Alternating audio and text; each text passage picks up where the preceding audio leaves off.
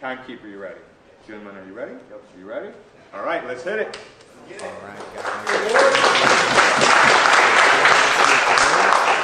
My name is Mike Wilson. I'm from 10th Planet Whittier, commentating today along with my co-host, Andrew Moreno from Jiu-Jitsu California. And we are here at the 10th Planet Qualifiers, the Bantamweights in-house tournament to see who will represent 10th Planet in the Jiu-Jitsu Worlds in July on UFC Fight Pass. Thank you guys for joining us here today. Andrew, looking forward to a really solid bracket and a fun day of grappling ahead right now. Pretty excited, Mike. I see Blake here. Points. Start off balancing There's and a go blue left, belt, right. got a 10th Planet Jiu-Jitsu Nashville over That Tim knee gets too near. Micale here. Is that a Palmdale? Going over back. Yeah, Miguel Bertrado, purple belt out of 10th Planet Palmdale. So what we're doing here today, guys, is the lower seeded grapplers are going first. The four top seeds in the bracket have all received buys. So this is kind of the win your way in sort of seed of the tournament. Right? There's 12 competitors. Again, the top four getting a bye in the first round. So those bottom 8 seeds are competing to advance. And we see some action here from Blake on top, and that is Miguel on the bottom. Looks like Blake's leaning pretty heavily in the guard here. What do you think he's looking to set up as far as getting past those legs? Right now, I think these guys are kind of just filling each other out, playing a little hand fight. He's getting a little inside control established. But definitely, I feel like these guys are still in that feeling out process. First match of the day. And, you know, these guys are fresh. They're not sweaty yet. Little body lock action look from Blake. Miguel's got a pretty tough guard to pass, it looks like. He's able to frame his hip out pretty good there. Yeah, Miguel looks composed. Blake's doing a good job of stapling the near side arm, kind of controlling in that leg weave.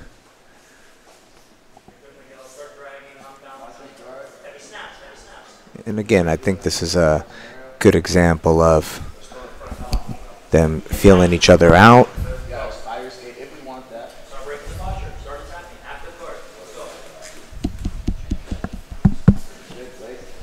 Yeah, it's okay. You can just keep talking. Okay. If it comes back on, it's normal. So they might be recording right now. Now to the full guard. I like Blake's frames in the armpit there.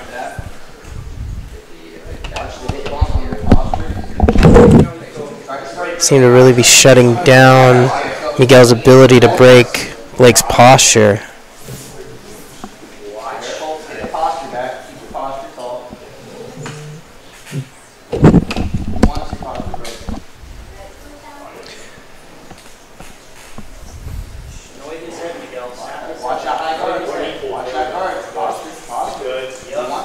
Blake trapped in the closed guard of Miguel Bertrado. Miguel climbing the legs up, working on the high guard. You're giving him what he wants right now. Posture.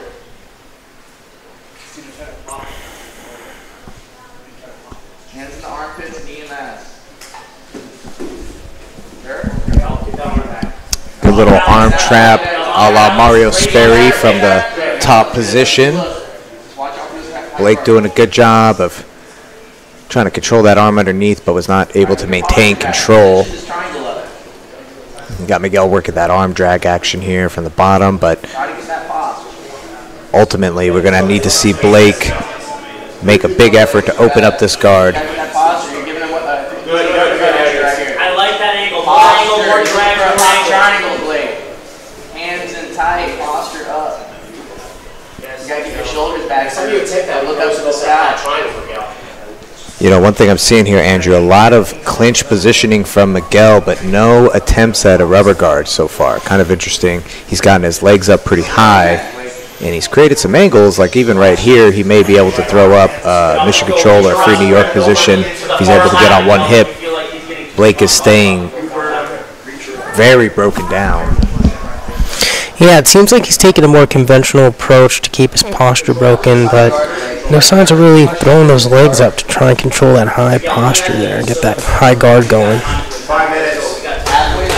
Again, if you guys are just joining us or just getting maybe our audio back, we're here live at the 10th Planet Qualifiers in downtown Los Angeles, 10th Planet headquarters. It's the Bantamweight's 135-pound division in-house to see who's going to represent 10th Planet in the CJJ Worlds. Here we go, we got the guard open.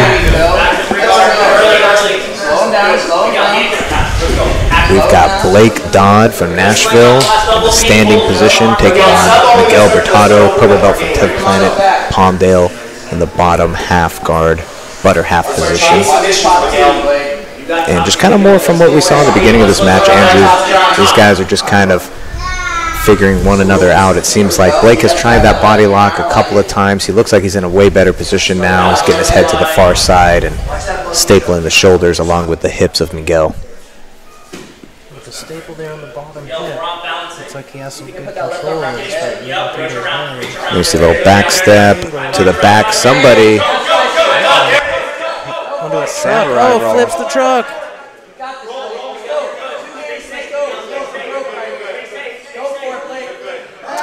Oh, and a good submission calf crank by Blake Dodd. That samurai roll to the calf slicer. The little smoking pistols coming out there. It was a great calf crank. Good flip on the truck position. Nice win by Blake Dodd there. Oof. Thank you, Eddie.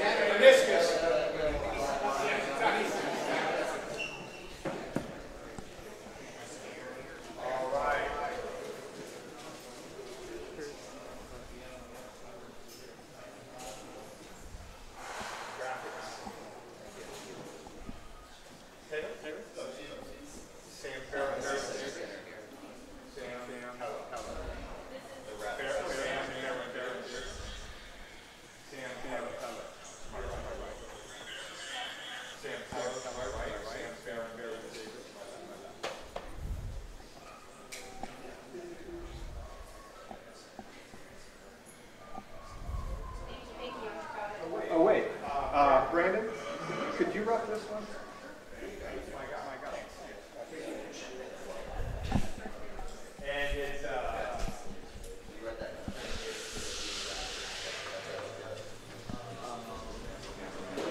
All right, guys, and here we are coming up on the second match of the day. A little referee change out.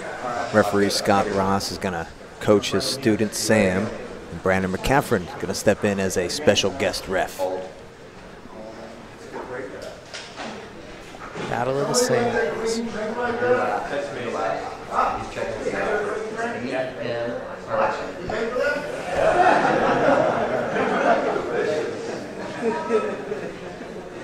Farron Davis, also out of 10th Planet in Nashville, a brown belt over Tim Freeman. It's hard to get that chlorophyll out.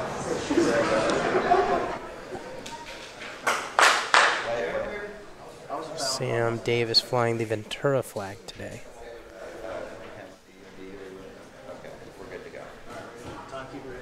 Tello. Excuse me. Everyone's getting confused. Battle of the Sams. That's all we need to know. There can only be one. One Sam is going to move on. Again, Sam Davis in the purple Valet Tudos and purple shirt. Sam Tello from Ventura in the all black. And here we go, Andrew. A little bit of stand-up. Guys, a hand fighting. Little extended for both parties, but let's see if obviously one guy wants nice single. He comes in for the single. Maybe running the pipe. Ooh. Davis with that tight guillotine forces him to relinquish that single. Good chin strap control. Let's see if he passes or possibly moves to the back with this. Oh, I think he's going to commit to the Japanese necktie here. Yeah, he's switching it off a little bit to an anaconda. Davis trying to roll through and maintain a mount position, may end up in 100%.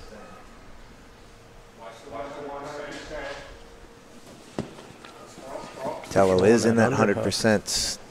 And Davis is going to look to mount or perhaps even take the back off of that if he can switch his feet. Oh, he's getting a figure four grip here. He's going back to the Darce. And it's looking pretty tight. I feel like Tello definitely has to respect it. He might be in a position where he's not getting choked, but he's getting cranked. What can you see from here, Andrew? I can see that if he possibly put his, if Davis put Tello's head in the center of his sternum, he could probably have a better chance of getting some leverage on the neck there. But it seems like he has just enough space to hold off. Yeah, he's doing a good job of framing the hip, but his legs are entangled, and if his legs are going to stay entangled, he's definitely going to keep a lot of cervical pressure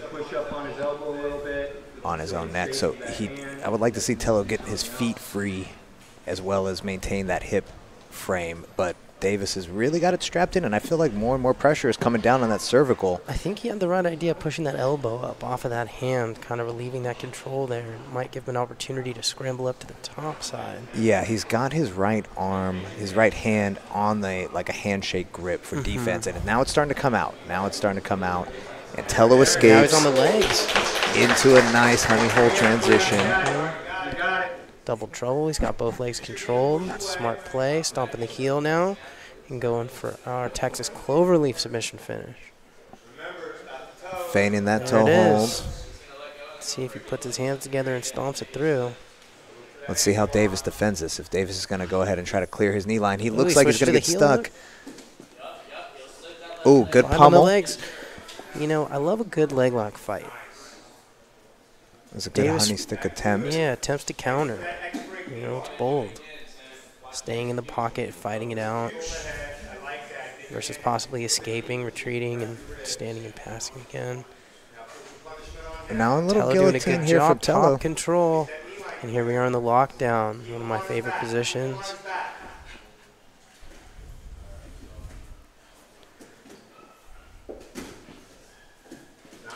Tough scramble. Tello ends up winning the high hip position, coming up into that cradle pass, headlock pass.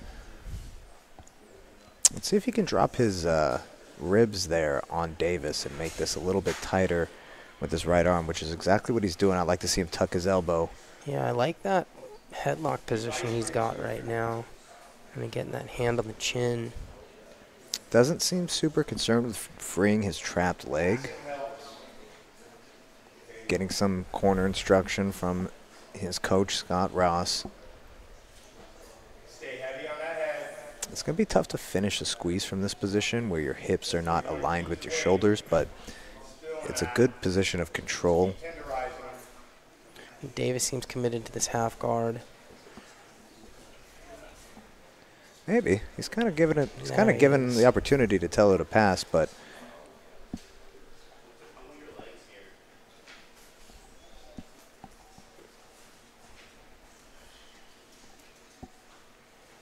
Tello doing a good job of control. Davis needs to maybe think about putting a hook in and kind of letting him pass, putting that butterfly hook in, because just leaving his legs open while his left leg is so intertwined knee to knee is not going to free himself. He needs to put a hook in, let him kind of backstep pass, and then maybe scramble from there. And it seems like he's got a good amount of space between Tello's arm and his neck. Davis there. Not a conventional position you'd see a lot of. No, I agree. Maybe Tello's hunting the Kimura on the backside. No. And they scramble out.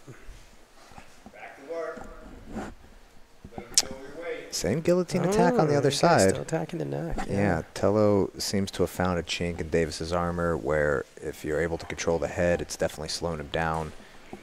Shut down a lot of his attacks and sweeps. I like this mini stomp that Davis has going on right now. A lot of potential to elevate the leg, possibly scramble up.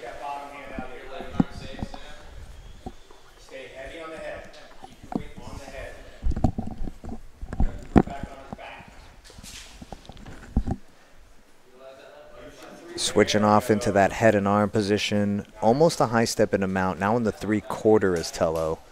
And now he's looking for that mounted go-go. Oh, went for it. Did not gain the position. Ends up in a scramble.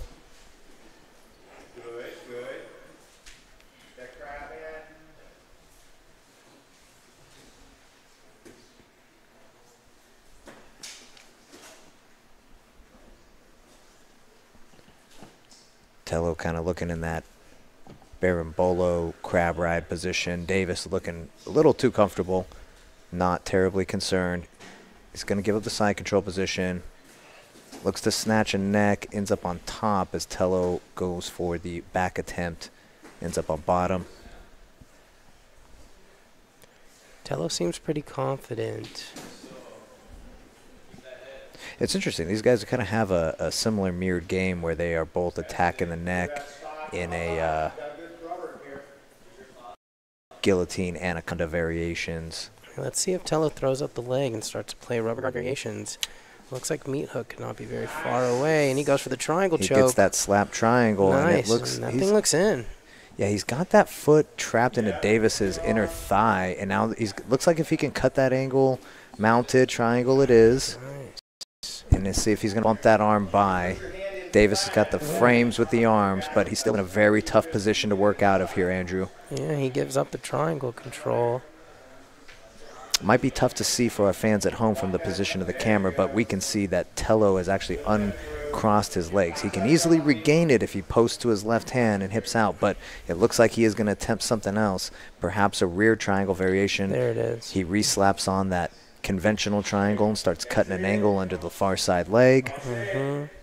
Now it's looking tighter. Controlling the posture. This might be the end. Davis hanging tough. Davis, you know, no disrespect, but he's a thin guy. He's a skinny guy. He's got the thin neck and thin shoulders. So Tello looks really long with his legs, and that's going to be tough to create a lot of choking leverage on that. Just as I say that, it looks like it's getting tighter. If he can get a good bite on the posture, I like this Omaha grip right here that Tello's swimming towards. Once he locks those hands here, Andrew, I think he's going to be able to generate the proper leverage to be able to choke him. Oh, great offense by Tello with a submission victory. Congratulations to him. What a great setup and submission.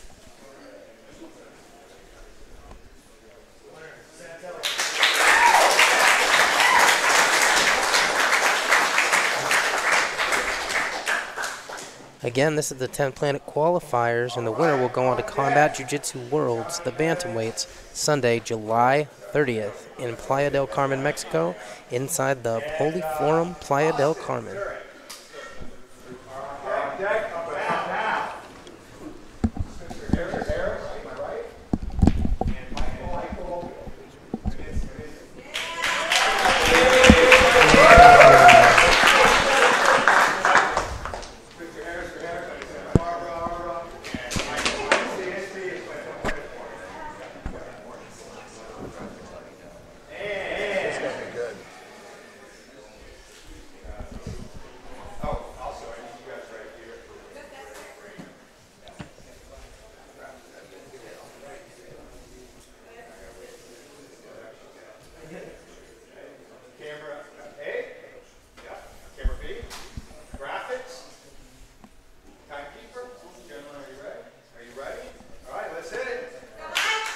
All right, Andrew.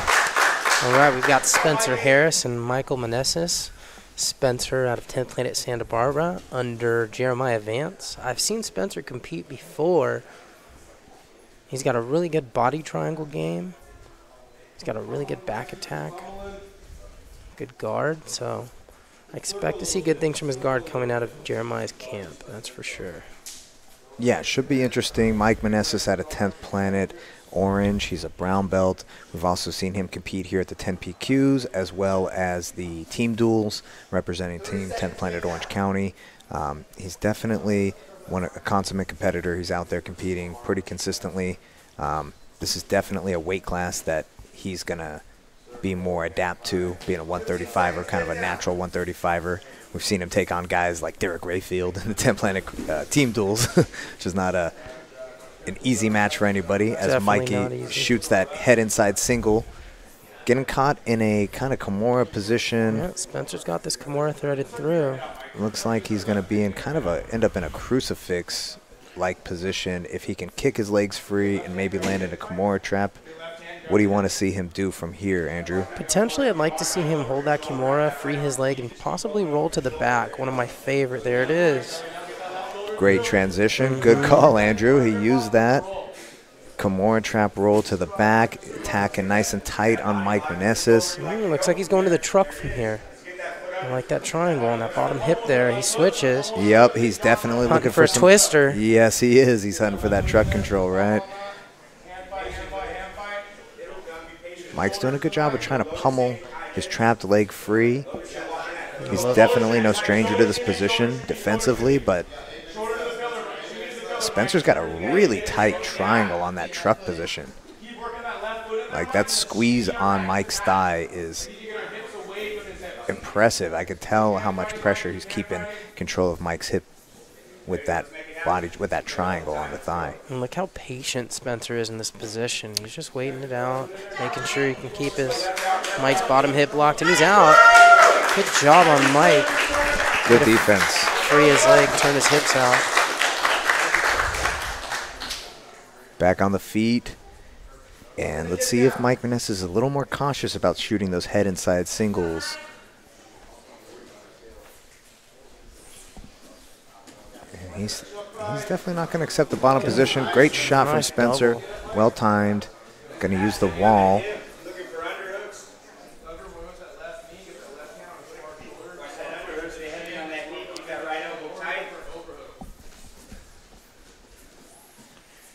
And Spencer dishes out, resets, opts to stand and pass.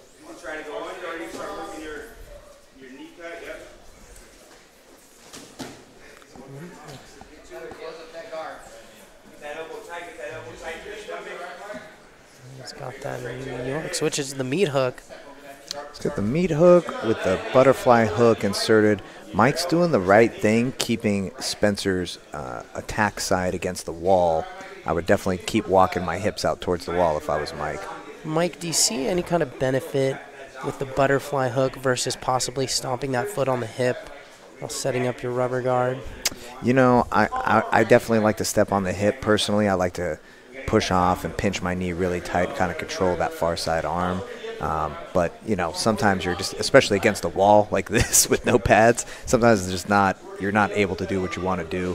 Your hips are kind of stacked, as we see Mike Meneses kind of bully his way into this butterfly pass. Much more physical match than we've seen in the first two matches here, Andrew. Yeah, a lot of action. A lot more wrestling. Exciting match. Crowd is starting to get into it more. Yeah, we're definitely seeing more positions from both competitors.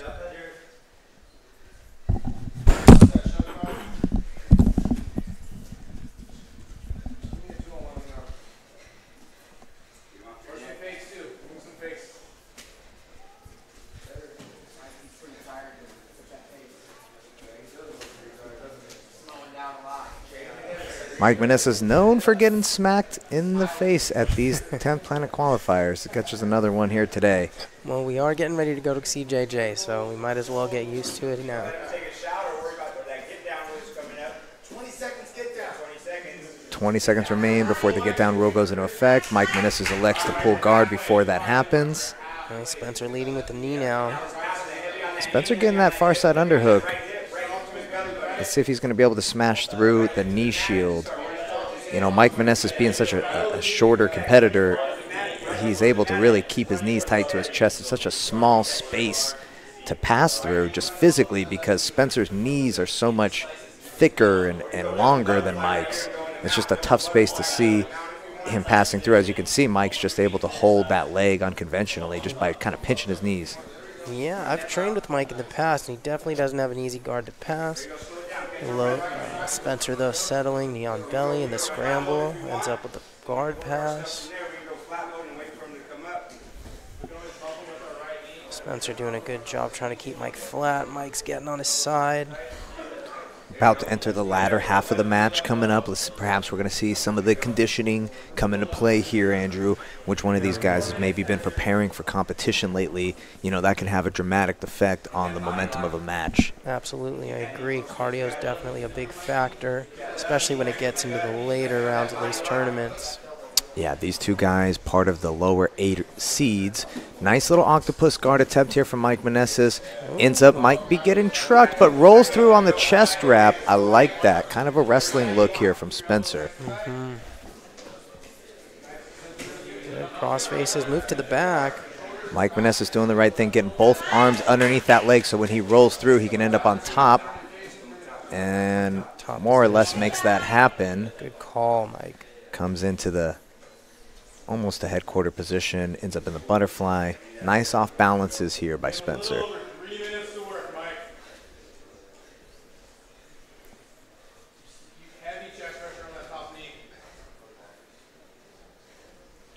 Good controls on the bottom from Spencer. I like how he's controlling that far side elbow.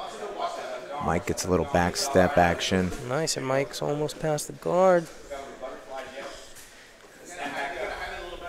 Good recover from Spencer. Now in that standing passing position. Again, Spencer Harris at a 10th Planet Santa Barbara training with Jeremiah Advance, one of the best rubber guard guys in the world. Mike Meneses in Orange County training with the likes of Michael John in Orange, Isaac Cordova in Fullerton, two guys who are consistently competing. Nice little back step into that arm bar, but Mike's entangled in the legs, and I feel like Spencer's going to be able to use this to free his elbow line. Great defense by Spencer on the arm bar. It looked like Mike had a good look at that. Yeah, he had a nice little sit into that arm bar, but he was a little bit high. Spencer got his legs into it, and I think that's going to help him defend. It does. Crab ride ends up in a half guard pass, and Mike's starting to put the pressure on. I think this is what we were talking about earlier, Andrew, the conditioning. You can see Mike is picking up speed, getting some love from the crowd, and I think the conditioning of Spencer is starting to come under question here. He's looking pretty red in the face. We're not seeing as many explosive movements. Mike doing a good job keeping Spencer flat on his back here.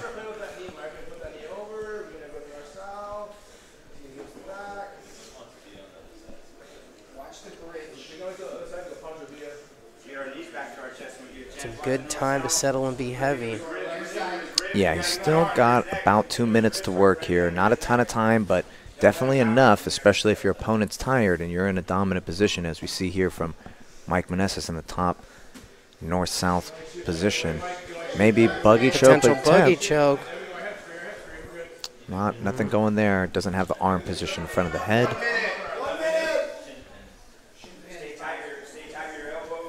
What would you like to see Mike do to here, kind of go for the finish, Andrew? Well, it looks like he's hunting that arm. It'd be nice to see him finish this thing.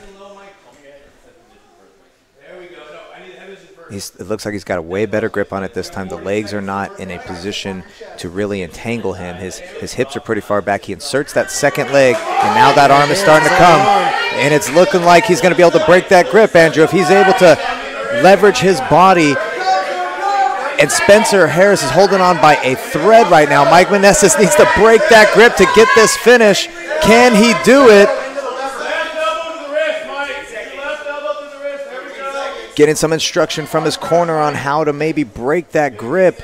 He switches his deep hook. Elects to go back belly down, shin behind the head, Andrew. He's going to swing it through. He can drop that left hip to the mat.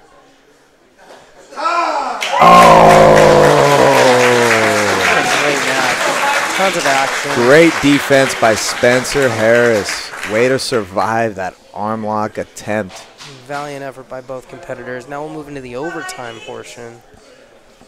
Mike gets first pick as the more aggressor of the regulation period. He gets the pick of offense or defense first. He elects to do offense. And it looks like he's going to take that arm that he was just working on, and that's smart. I think that's a smart pick. Yeah, absolutely. Get right back on that arm he was attacking. I'm sure Spencer's pretty fatigued on that side. As you mentioned earlier, his conditioning, I mean, it looks like he's trying to get his breath here. Little controversy on the bottom restart position. I think Spencer was doing a good job of biding himself some time, giving him the wrong arm. Hey, man, you got to game the rules sometimes, man. The goal is to win. I'm not mad at it. Mike Manessa's here in the spiderweb position. Definitely got the supporters in the house tonight. He's got his feet crossed in front of the face. So far, it looks structurally sound. I would like to see him punch that deep hook in a little bit tighter, get a little more of an elbow to the far side. But, you know, Mike's got his strategies. Let's see if he's able to do it. Mike would like to control that near side leg with his left arm. There it is. Hitchhiker attempt by Spencer Harris. It's extended. Oh! Good corkscrew out by Spencer. And not too much ride time there. No, unofficially, I would put that at about 20 to 25 seconds, Andrew. And that's unofficial. Spencer Harris going to go ahead and elect the same spiderweb position. Well. Jeremiah Vance in the corner coaching. Watching his competitor intently.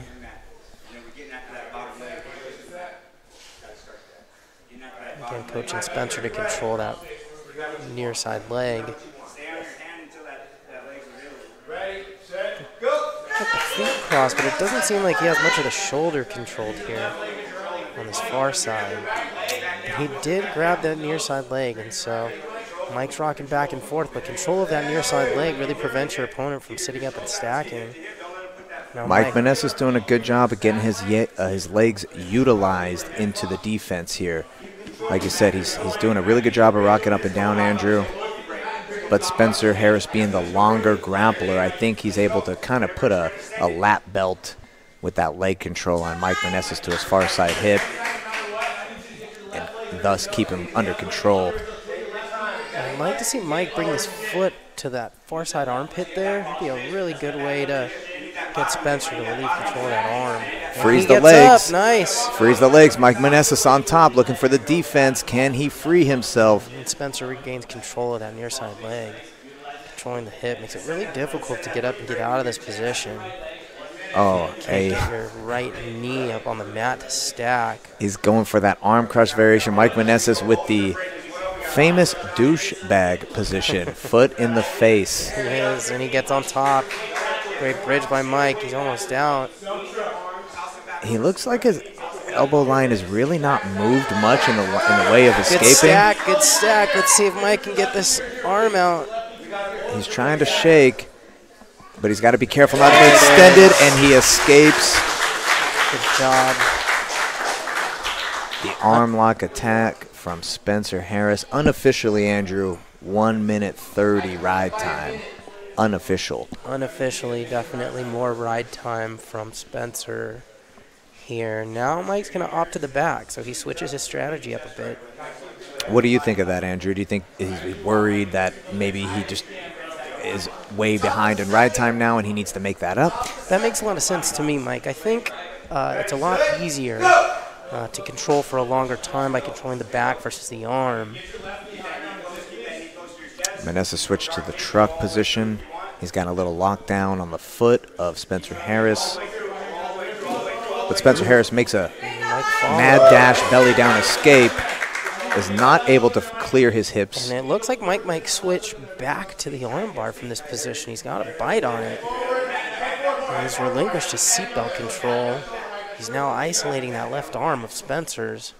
Yeah, I think this is part of his strategy to control one hip and then the cross-side shoulder.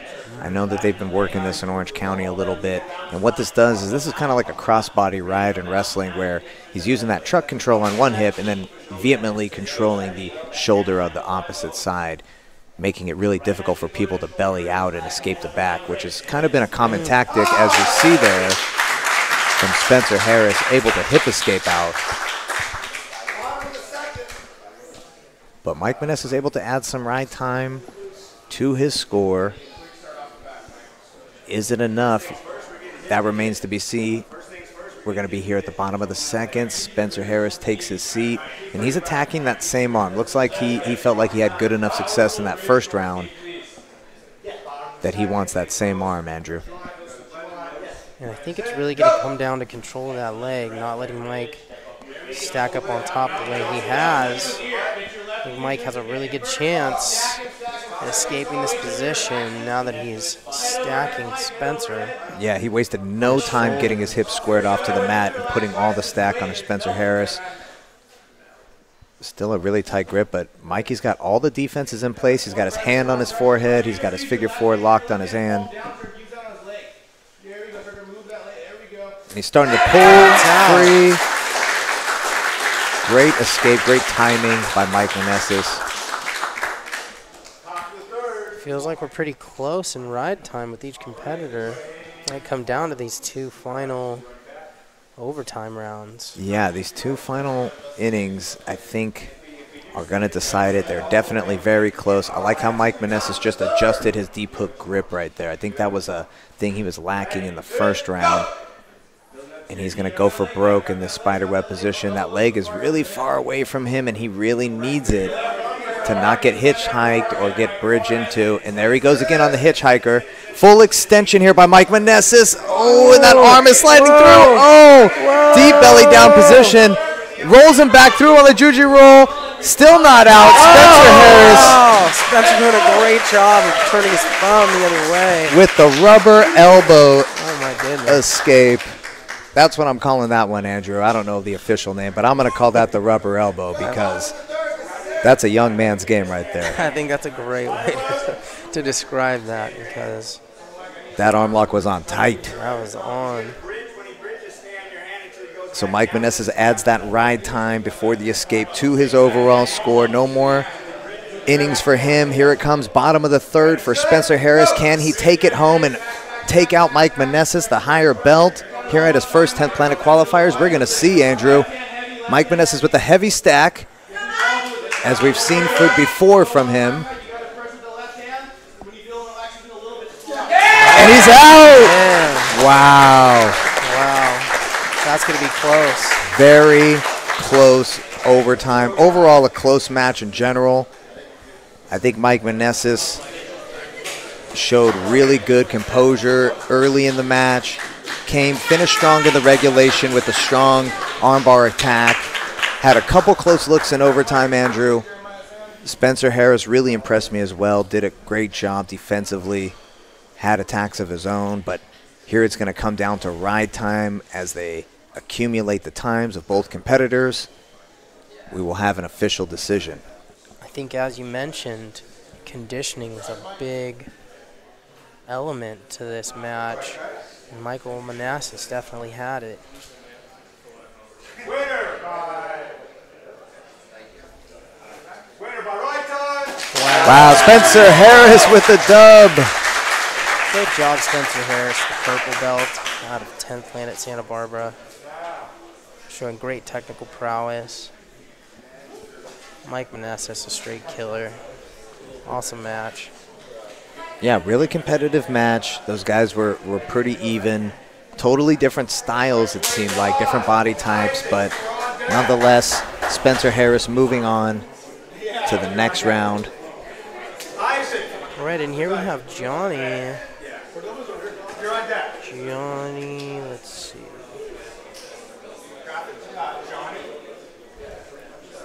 Johnny, I'm not going to even try to disrespect your last name. Mezritsky. I'm going to try. Mezritsky. The green belt. Green belt, 15-year-old. Planet, Oakland, California. And he is taking on, who is this, Andrew? Let's see. Oh, this is he was just a recent add-on. His name is Austin Dorian. And he's a D1 wrestler, white belt in jiu-jitsu. White belt in jiu-jitsu. But Johnny last night won his fight-to-win debut. He won his match in 30 seconds. And then they drove all the way to headquarters from Oakland, California, from the Bay Area this morning, just to do this tournament. Wow. Very impressive. And see what he can do. All right. Austin Dorian from 10th Planet Palmdale taking on Johnny. I'm going to call him M with his last name. You guys can look it up. And then Johnny's playing guard on the bottom. We see that wrestling stance here from Austin. I'm dragging a closed guard by Johnny.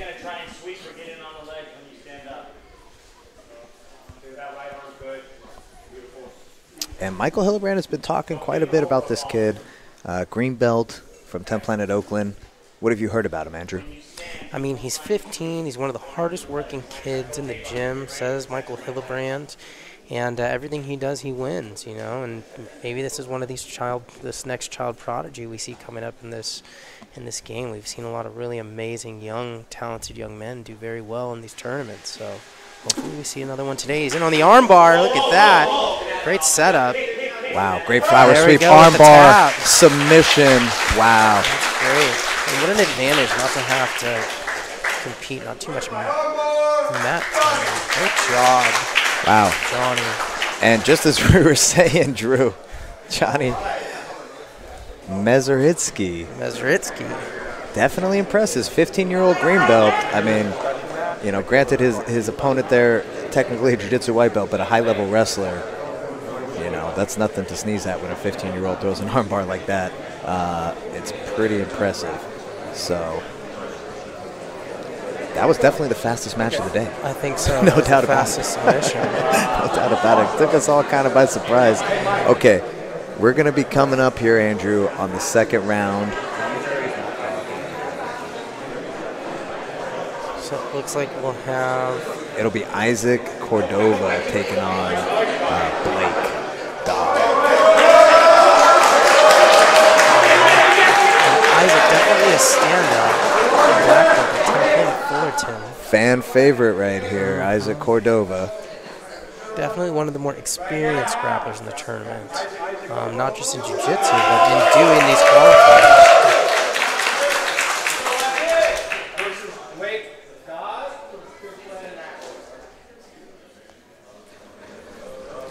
Substantial difference in the amount of supporters here, as obviously we're in downtown Los Angeles, 10 Planet headquarters at the 10 Planet Qualifier, 135-pound bantamweights.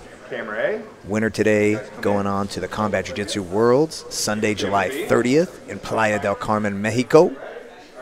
4 p.m. Pacific, 7 p.m. Eastern Time, live on UFC Fight Pass. It's going to be a really amazing event, Andrew.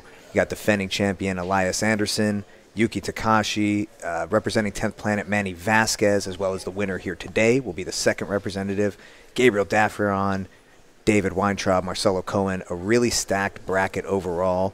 The day before Combat Jiu-Jitsu Worlds, there's MMA Mexico with the famous Mexican rapper Babo from Cartel de Santa, where 10P representative Abu will also be making his MMA debut. We just saw him 2 weeks ago at the 10 Planet Team Duels representing HQ, Andrew, and he was a really interesting grappler to watch. Kazakh with a lot of skills. Abu's phenomenal, and then the next day, Eddie Bravo promoted him to brown belt, so now he'll be representing 10 Planet as a brown belt. Pretty excited to see that. Good luck to him in his MMA debut. I'm sure he'll display his skills. And speaking of skills, we're going to see some on display here. Isaac Cordova from 10th Planet Fullerton taking on Blake Dodd from 10th Planet Nashville. And Isaac, no stranger to the qualifiers. He's a former finalist. He's had a special match at CJJ Worlds before, so definitely one of the favorites. Black belt under Andy Ballmore. Trains with the Orange County squad. I've trained quite a bit over the years with Isaac, one of my favorite guys to train with. Amazing triangles, really worked on his wrestling lately, trying to improve, and good sprawl. Onto the front headlock, looking to maybe get to the back. Just as I said, he's working on his wrestling. Great well-timed sprawl. And here's where Isaac kind of shines. He gets to the back, and he gets these rear triangles or these RNCs, and he's wasting no time. He's going straight to the grip, Andrew. Very good, very fast finish from Isaac Cordova. I love the way he slid his knee in his opponent's hip to get that back control. Easy work for Isaac.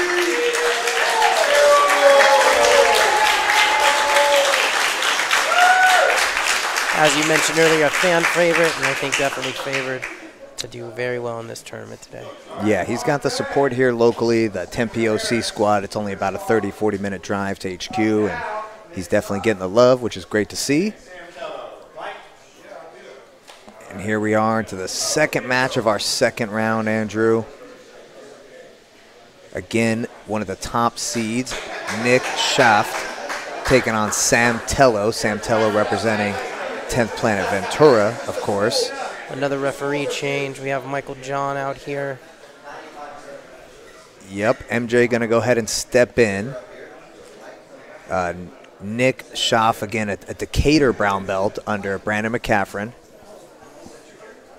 And Sam Tello, a purple belt under our regular ref, Scott Ross. So we got EBIQ's perpetual finalist, Michael John, coming in as a special guest referee. I was talking to Brandon McCaffron before the tournament, and he's got high hopes for his competitor, Nick Schaff. He's a purple belt that's been competing and winning everything he does locally. So this is his chance to start breaking out into the national scene here. I think he may be a brown belt. At least that's what I got written here, but he could be a purple belt. You could be right about that, Andrew. Nonetheless, we saw Sam Tello in the first round win his match, taking out Sam Farron Davis from Nashville, advancing here into the quarterfinals.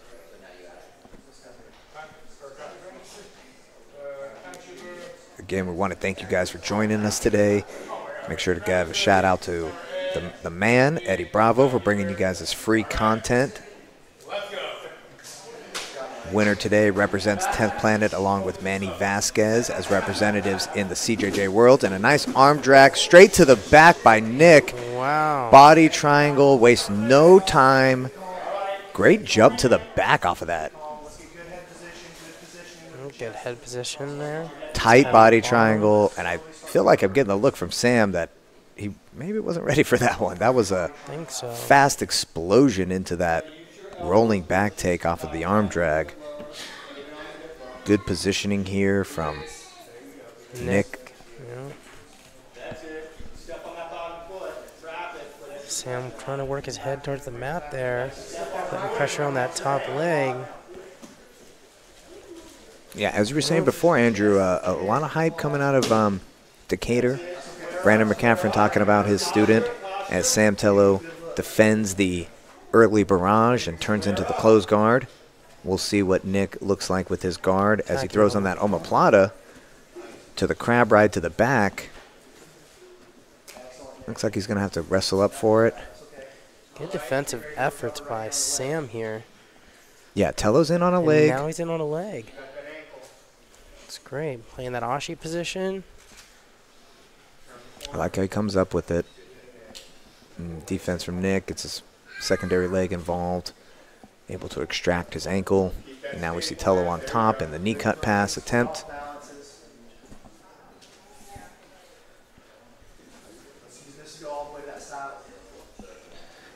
Arm saddle here from the Nick South.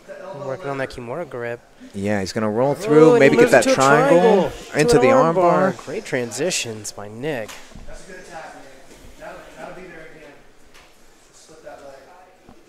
Ashi position from Tello after barrage of defense. Both guys able to have their coaches with them here today, which I always think makes a big difference.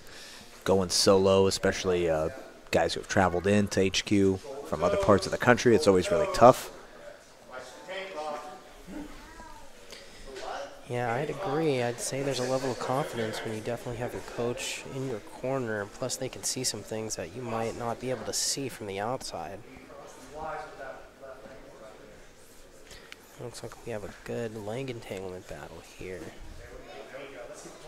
And Nick doing a good job clearing that knee line.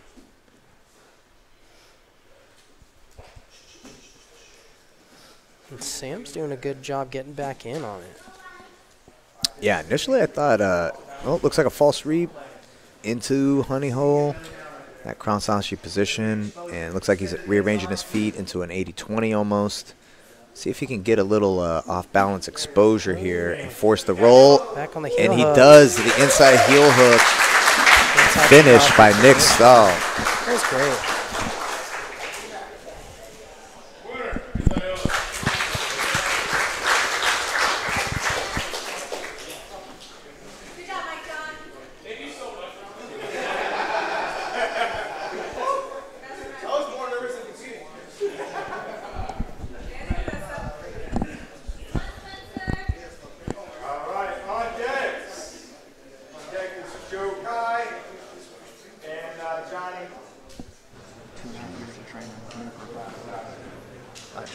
action there. But working on it. Let's go blue ball. He's the next one on my small guy. You know about Dick Croft? I got him, and then I got a 185 or 2 world beater material. He's coming. He's next. You have a belt? Nah, dog. Got drawstring, homie. This ain't belts, dog. Thank you, bro. We're good to go.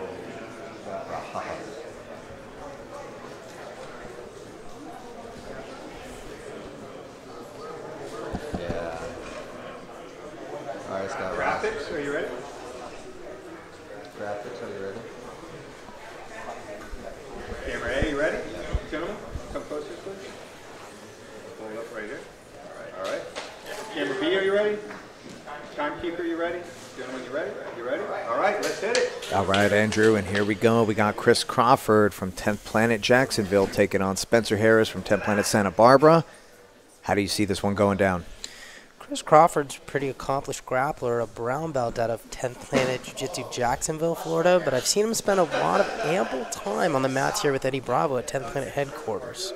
So I think it's going to be a good match. Also, as you mentioned earlier, fatigue is going to be a factor, absolutely. So we'll see if Spencer has it in him to go the distance or even hold off Chris Crawford. He's very fast. Yeah, Spencer Harris had that very long first-round matchup against Mike Meneses. Nice little backside entry into 50-50 by Spencer Harris. And he's exposing that heel. Chris Crawford doing a good job.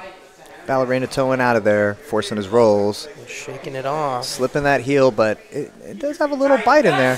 Ooh, and a nice counter inside heel hook by Chris Crawford. Brutal counterattack. Saw his opportunity, wasted no time, and hipped in for the submission victory.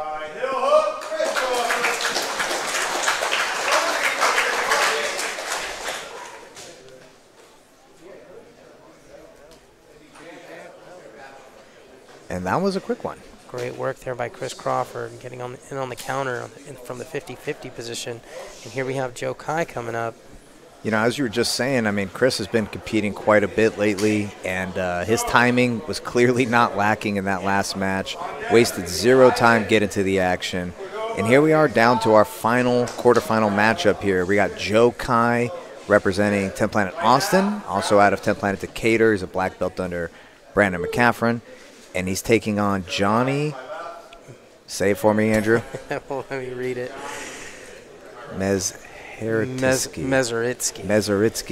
Either way, we're gonna know this kid's name after today, ladies and gentlemen. After seeing that armbar he pulled off in the first round, flower sweep, straight arm lock. This is no small order, asking the 15-year-old green belt to take on black belt Joe Kai. Absolutely, you know, even with the D1 white belt that he made light work of in the previous round, it's going to be interesting, you know. And again, we have Michael Hillebrand saying this guy wins at everything. He works hard. He competes all the time. So I'm excited to see how he can do here against 10th Planet black belt Joe Kai. Yeah, his coach Michael Hillebrand from 10th Planet Oakland, definitely high on the kid. He's said he's very, very talented, like no other athlete he's been able to train in his career. So, you know, a lot of praise coming from his coach, but we'll see if he's ready yet for this level of grappling. You know, going against a black belt competitor like Joe Kai, for those not familiar with him, he's competing quite consistently. A little bit of a hip stomp on that. Oh, again, nice attempt. Using his guard, and he opted to touch and sit originally, like he did in the previous match. Yeah, tons of scrambling, tons of action here. Joe Kai moving left and right with his passing. Looking for a crab ride inversion. And Joe Kai, the athlete, with the flying triangle attempt early on. Yeah, he's looking to take that back with that crab ride. And Johnny does a good job of keeping his hips from being elevated. And Johnny comes up top in the sweep. Unentangles his legs.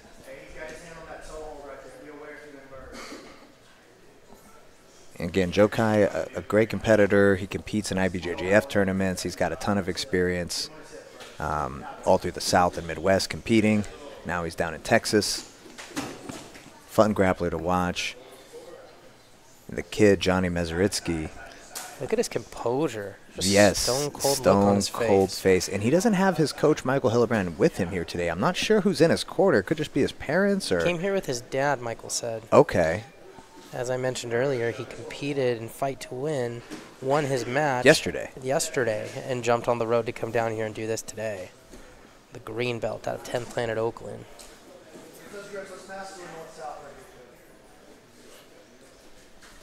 Good hand fight, long step pass attempt from Joe Kai.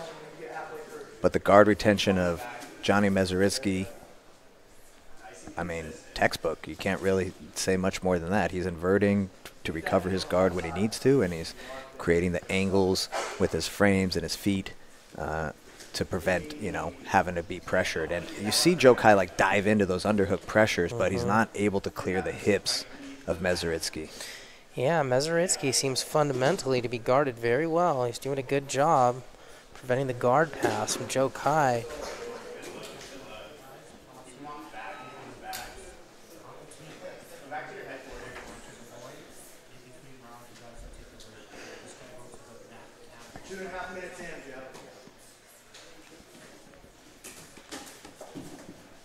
Good hip drop attempt by Joe Kai.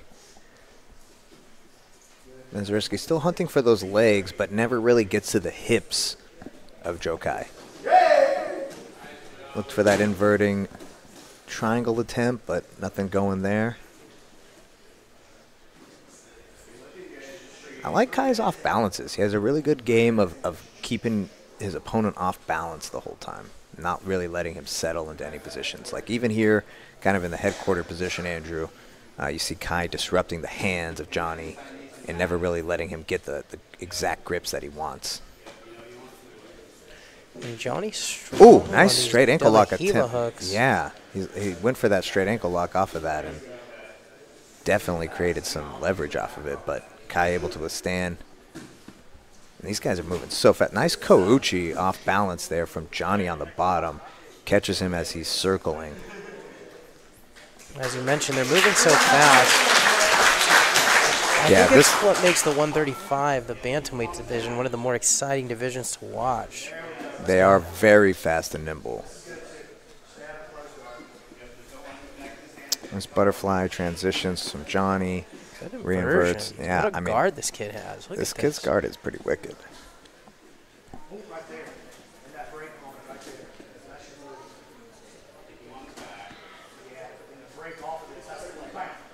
And I find it very fitting Michael Hillebrand talked about this kid's work ethic, and I think that's what it takes. You know, he's on the mats all the time, competing every weekend. Good back step pass from Kai as he heads into north-south. And let's see what kind of attacks Mezaritsky's got off his back in this flattened out position, how he's going to be able to reestablish himself from here.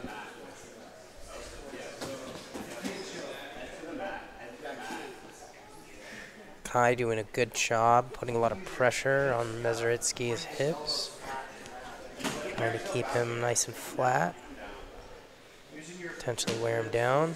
Yeah, I think this is a good strategy. I think Kai tried his normal flashy, you know, a lot of back take attempts, a lot of crab ride attempts, rolling Kimuras. But I think he's now realizing, like, okay, I got to settle this kid. I got to cook him. I got to control his hips and put him in a position where he can stop defending so much. And Johnny gets his guard almost reestablished. Almost reestablished. A little something here, but let's see what Kai's going to do if he's going to try to backstep, leg weave those hips, and on the pass again. Good job. With the pass, yeah. Joe back on that hip control. I like how he has that left arm right under that left hip of Johnny's, just blocking him, limiting his movement, trying to keep him as flat as possible. Yeah, and good defense here from Johnny. I like how he's staying composed. Not something you see from most 15-year-olds. He's definitely not panicking. Still a ton of time on the clock here, Andrew. I mean, 4 minutes to work. There's plenty of time to see a submission, as we've seen several today happen in a flash. Knee on belly action. Joe Kai's got to watch that little inversion attempt from that knee on belly where he can maybe get stuck in the backside as he does again. double leg pass. He's found something that really works with Johnny, controlling both hips and that double underpass.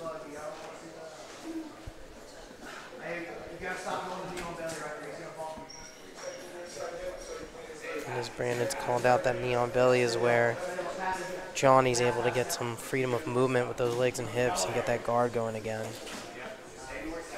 And Kai right back in on the pass.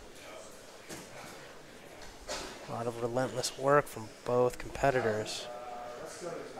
Johnny has a little attempt at a back take, and so does Joe Kai. Looks to reverse it, but they're both in that hip down position where somebody's going to have to come on top at a side control, as we see from Kai. And I think he's found definitely a way to control the kid. You know, it definitely helps to have grown man strength when you're dealing with some of these young prodigies.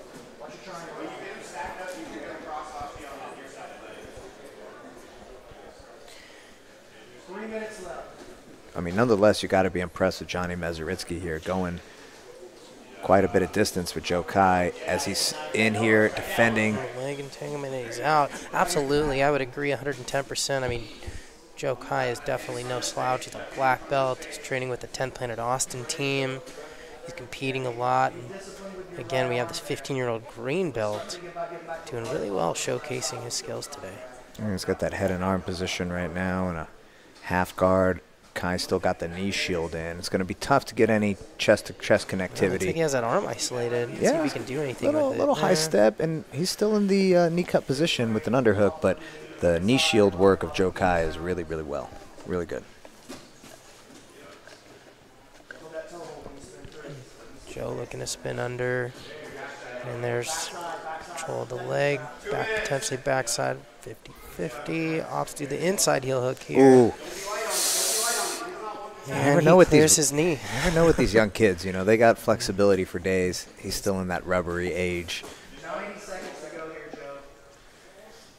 And there Joe goes blocking that hip again. He seems to have a lot of success keeping Johnny pinned when he can get a really good control on those hips. Every time he brings his arms under that hip line there, he's able to control him pretty well. Yeah, looks for a little back step, seated triangle. Ends up back in tangled guard of Mezaritsky. Yeah, props on Joe for going for it. He doesn't want to stall out in those positions. He's really looking for the submission here.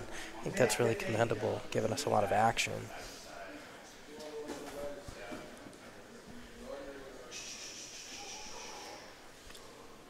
About a minute remaining here, Andrew. 1 minute. So far, it's been a couple minutes since we've seen a strong attack from either competitor. Perhaps both of them knowing the time is waning down and electing to save some gas for the OT rounds.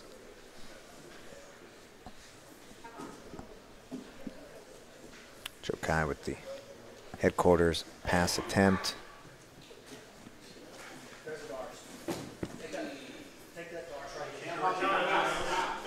Brandon McCaffrey going for a Darce choke, and he throws his legs up. Mezaritsky with the off balance, X guard into the back attempt, looking to control the feet, outside heel hook, the figure four, Russian cowboy style. Switch grip, yeah. But I don't think Kai is going to tap with 10 seconds left, regardless of how tight that could be. They're going to end up heading to overtime. And a pretty impressive showing, I got to say, by the 15-year-old green belt, taking the black belt to overtime. Only 2 black belts in this whole tournament, Andrew, and 15-year-old green belt takes one into OT. Pretty impressive. Very impressive showing from Johnny Mezaritsky. They're going to give the selection to Joe Kai, being the more dominant grappler in the regulation period. He elects offense first and takes the back position with the seatbelt and the hooks. And you can tell by Mezaritsky's actions leading forward that he's no novice to this game, to this overtime game. Ready, set, go!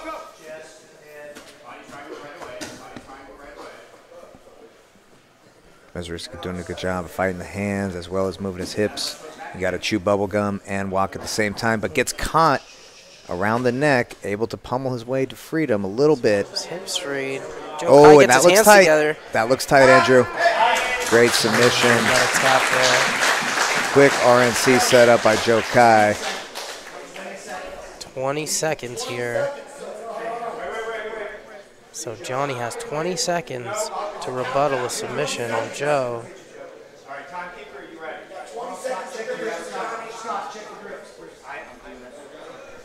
20 seconds on the clock for Johnny Mezaritsky to submit Joe Kai. Otherwise, Joe Kai moves on in the bracket. Andrew, can the 15-year-old phenom get it done?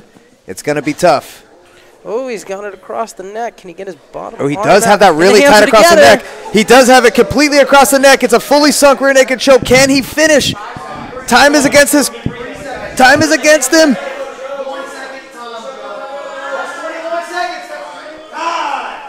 Wow. What an incredible match. Joe Kai survives. Incredible overtime round.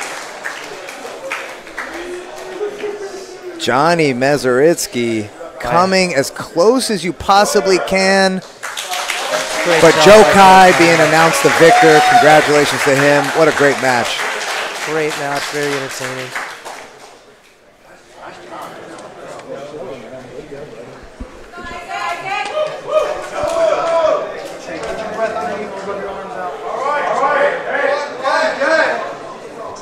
Assuming that this goes, like unless this is a fast match, on deck we've got Chris Crawford and Joe Kai.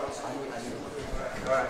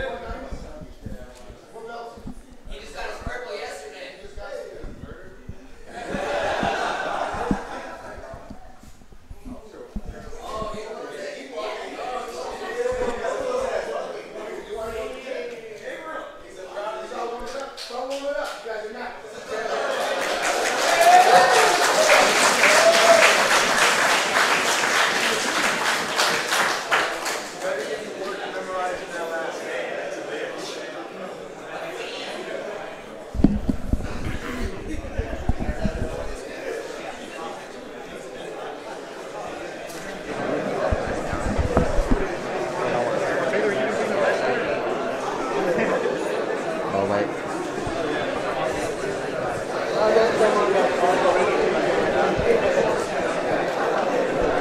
Hold on. I don't.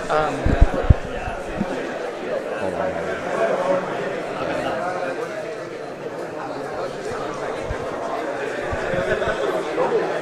After this match, we're gonna have a special match. Edward Avendano from 10 Planet Burbank. He's a purple belt. He's gonna go against our little 15-year-old phenom, Johnny Mezariski. I think I said that right. Mezariski, right? Damn, I got it. He did such a great job. It was such an amazing match. We're gonna give him another little special match coming up next after this one. All right, now two. Hell yeah, hell yeah. Let's get to work.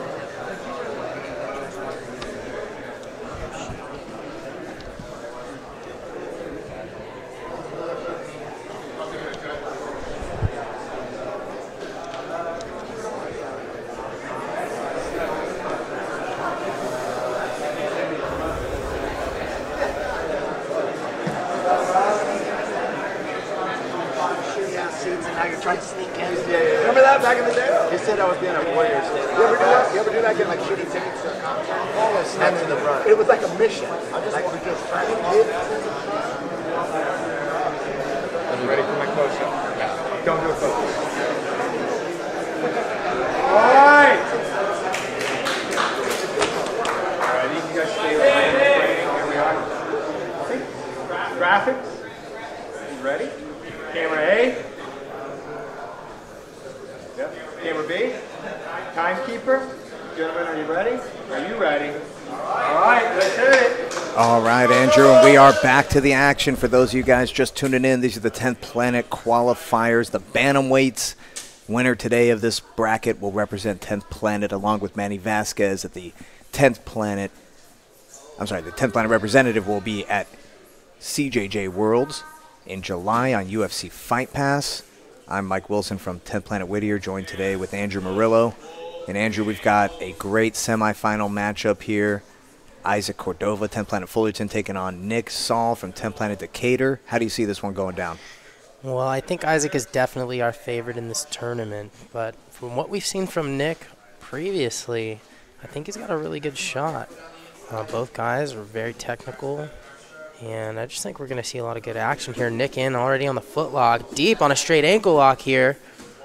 Yeah, Isaac's knee line is Isaac able to clear, clear his knee. but he does have a strange angle that's going to be tough to finish, and Isaac uses that to go to a crossbody ride, almost to the back, rolls through with it, gets the arm around the neck in the process, Andrew, and he breaks that grip as he gets that strangle arm tighter around the neck.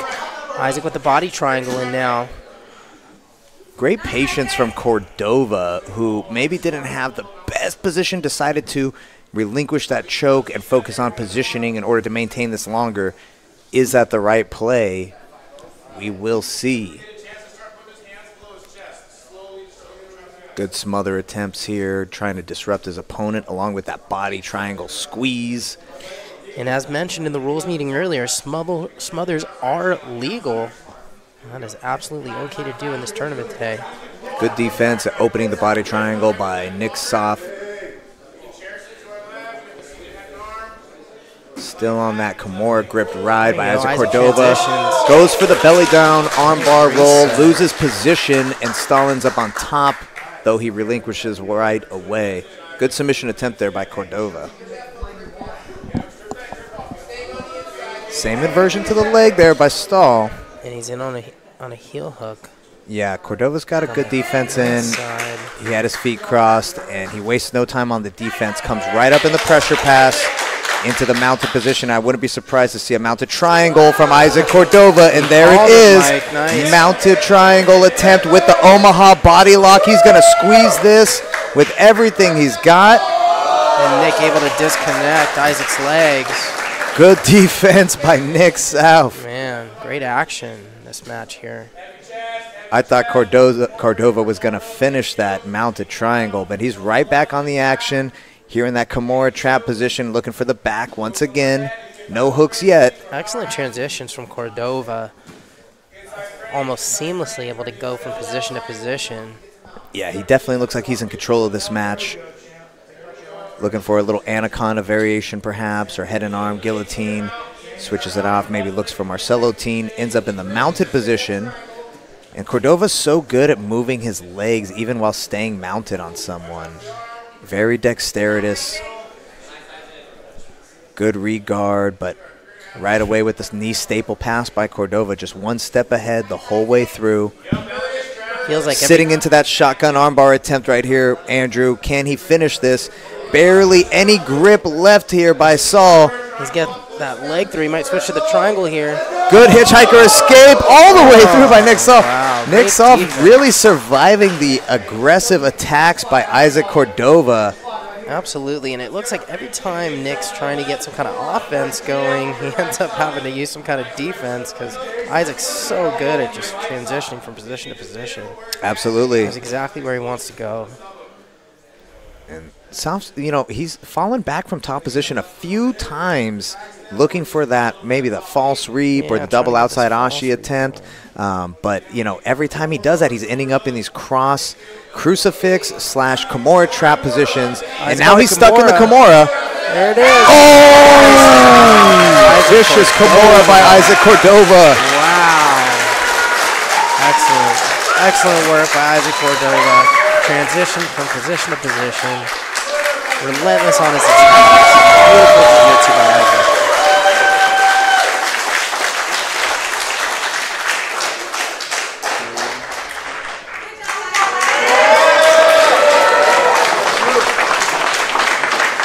All right, that was the first match. Isaac is on fire.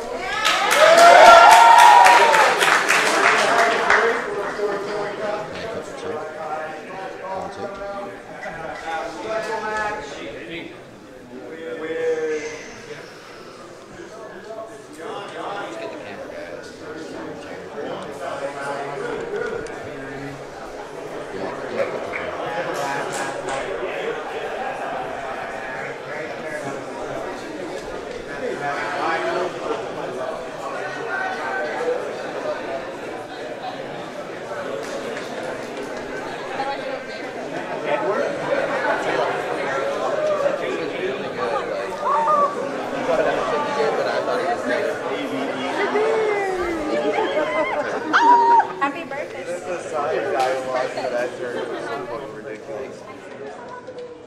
Look at all these June birthdays, huh? Must have been hard work.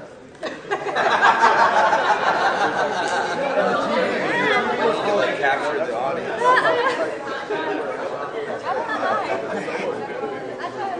That's why you can see a shirt.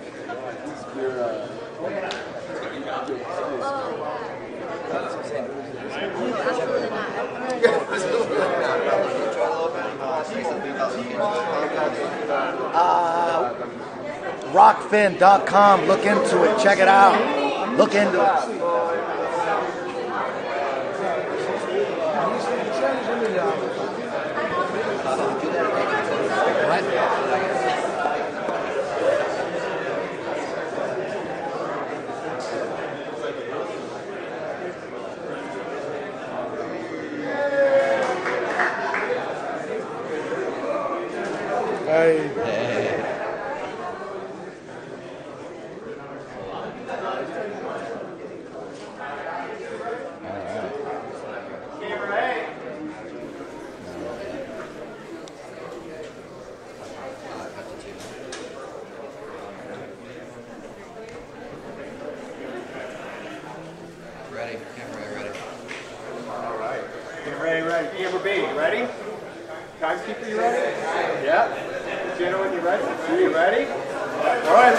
All right, Andrew, we're back to the action here. 10th Planet Qualifiers. We got a special match in between the final semifinal matchup, or excuse me, the final matchup.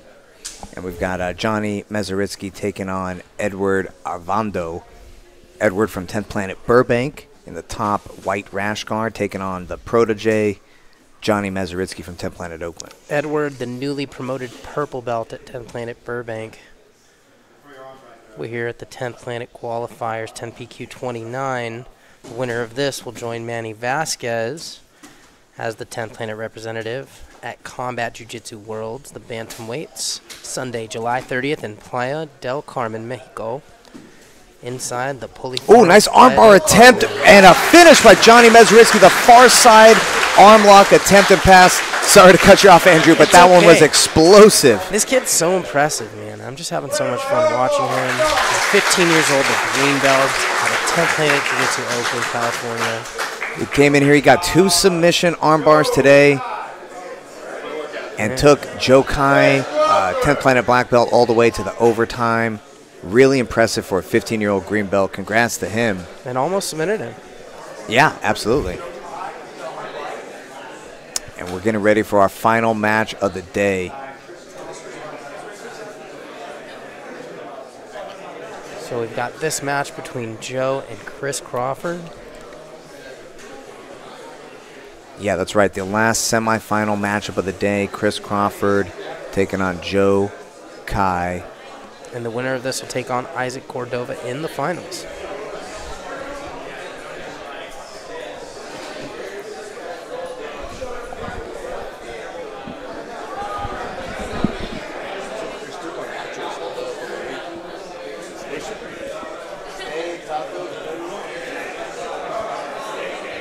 There's I think there's a photo around here. Fogo de Chao.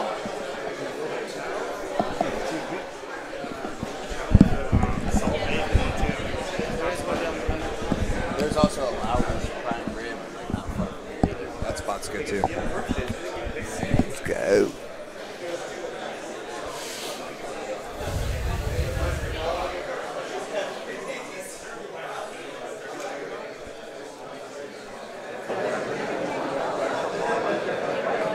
You have a special match? Yeah. Can you tell me that? Or you can tell me more. How old are you and where do you train? 11 and...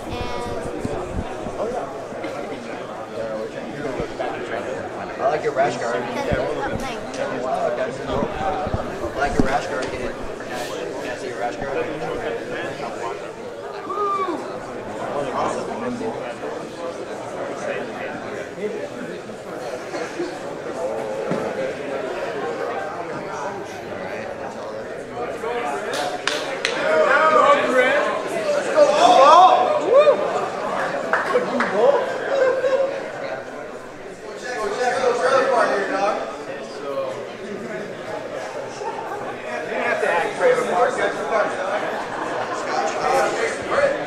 What's that? You ready? All right, graphics ready, camera A ready, camera B ready, ready? Gentlemen, come in a little closer. All right, Andrew, and here we go. We got Chris Crawford from 10th Planet Jacksonville taking on Joe Kai from 10th Planet Decatur. Now 10th Planet Austin. And I think this is going to be one of the more hotly contested matchups of the day. Both these guys, very, very high level, experienced competitors. And I think they're pretty evenly matched. Both of them got leg attacks. Both of them got strangles. It should be interesting to see how these guys match up. And regardless of the winner, I think we're in for a very exciting finals match here today. Yeah, we've seen a lot of quick submissions, a couple of long matches, but overall a ton of exciting action. We thank you guys for joining us here today. 10th Planet headquarters for the qualifiers. Winner alongside Manny Vazquez going to CJJ Worlds, and a nice guard pull into X guard. Transition by Chris Crawford, off balances Joe to the floor, inverts for the roll through. And he's in on a little foot attack. Not a lot of control on the hip, so it doesn't look like that's going to work out. Joe possibly on the crab ride. And he comes up, shelving that leg, getting in on a heel hook of his own potentially. Yeah, this is one of those matches, Andrew, that has the potential to be a leg lock shootout. It has the potential to be a quick submission ending. It's got the potential to maybe go all the way through overtime. You never know. These guys are definitely pretty evenly matched, I would say. I really like Joe's previous attempt to transition his guard passing and his leg entanglements together. Falling back on the leg, coming up for the potential pass, and back on the leg.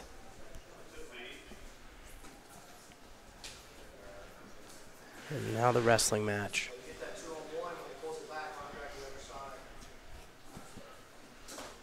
Flying guillotine attempt there by Jokai. Joe looking to do something with the 2-on-1 potentially.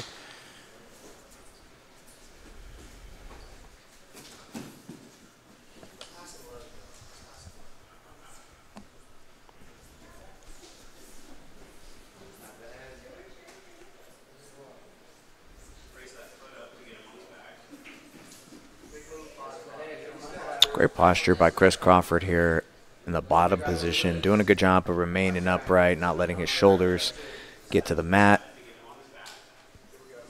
Kai doing an interesting control on the foot.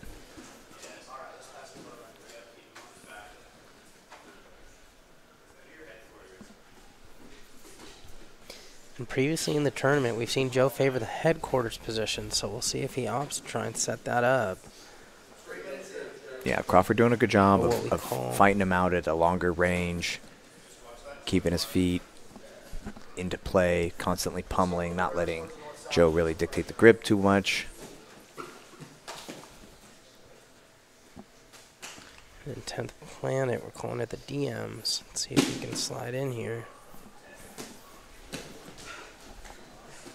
Let's go and reset our guys. Scott Ross centers the competitors.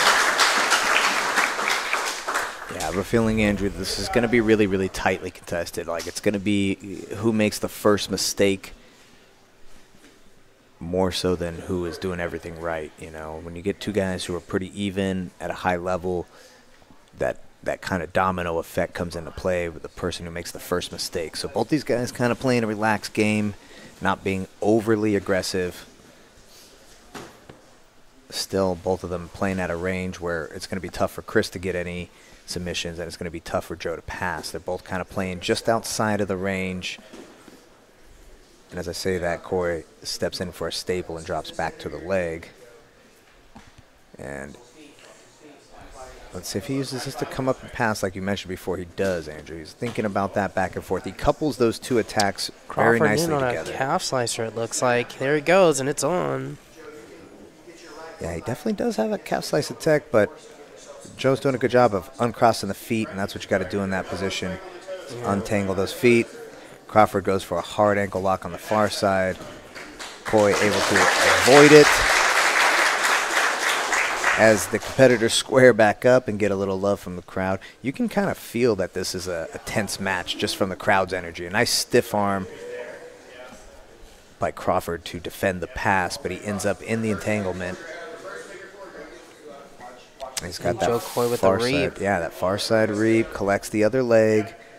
And Crawford definitely looking comfortable here. He has great dexterity with his legs. He's able to transition between the boot and the ballerina toe pretty seamlessly. But we got Kai here attacking that bottom side leg with the straight ankle grip. He's got the Z-lock on that bottom foot. Yeah, and he's looking. Great job by Crawford to backstep through that and time the offensive attack of Kai.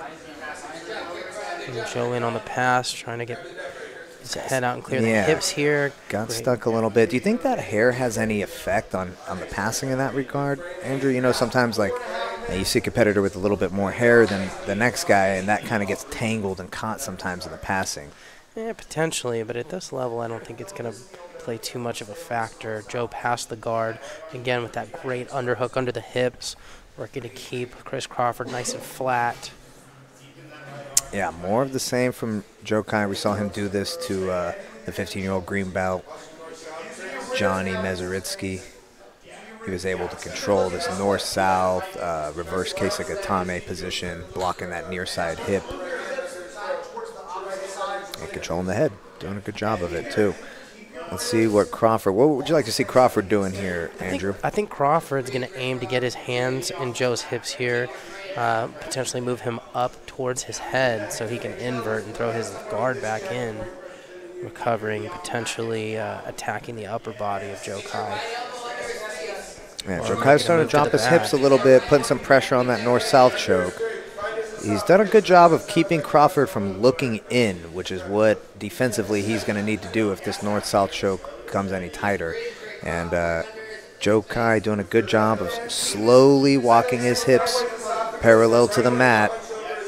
And you can tell it's getting a little tighter because Crawford's giving it attention with his hand now, where he wasn't that concerned about it before. He kind of pulls down on the tricep of Joe Kai, trying to relieve a little bit of pressure. There he is again with that hand, you know, trying to position his neck in such a way that he's not feeling the blood choke aspect of this. Ideally, I think Chris would like to scoot his hips over to the left here to start relieving some of that pressure. Joe was doing a really good job having his hand under the back of Chris Crawford. He's removed it now. It looks like he wants to put both hands into this choke here and commit. Yeah, it's getting tighter. It's definitely getting tighter. You see Chris Crawford having to respect it. I feel like he's trying to compose himself on the choke, but that choke is definitely tight. There's no doubt about it. And he switches to almost to an executioner. Maybe not the best idea. Got a little bit greedy trying to finish. Ends up costing him the position. That was the patience that we were talking about from Chris Crawford. Showing composure, even though the choke was tight, he composed himself. Joe Kai got a little disruptive, got a little antsy, and ends up losing position. And I think we've seen a little bit of that throughout the tournament with Joe, even with Johnny. He was very quick to transition and try and make something happen versus just being patient and settling. Yeah, he's had such great guard passing that maybe it's part of the strategy if he feels like he can get great shot. I love that Joe Kai stuck with that. You know, Chris Crawford tried to do a little showmanship, ends up paying for it by getting taken down, getting his back taken, and getting a hook put around the neck, and that looks tight. Andrew Murillo, can he finish it? He does! He does! RNC victory in regulation from Joe Kai. And let that be a lesson to all of us. You got to protect yourself at all times. Joe Kai is playing for keeps. It's serious business when he's on the mat. Great job by Joe Kai. Paid off, stalking his prey across the mat. A great position on the back. Great win by Joe Kai.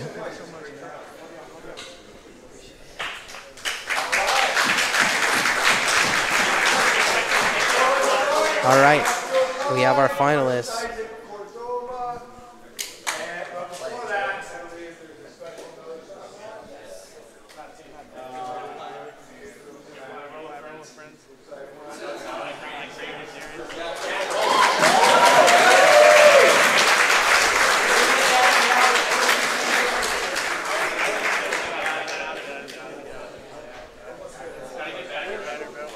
Gotta get better.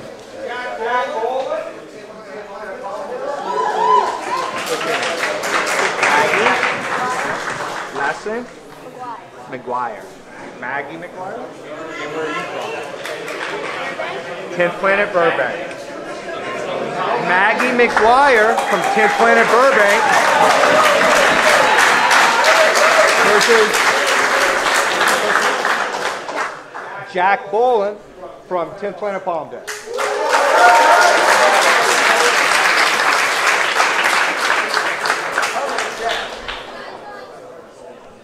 All right, guys, and I think for the first time ever, we've got a special matchup, youth special matchup. And I'm excited. The young 10th Planet representatives. Always great to see the future. No smothers. No mother's milk?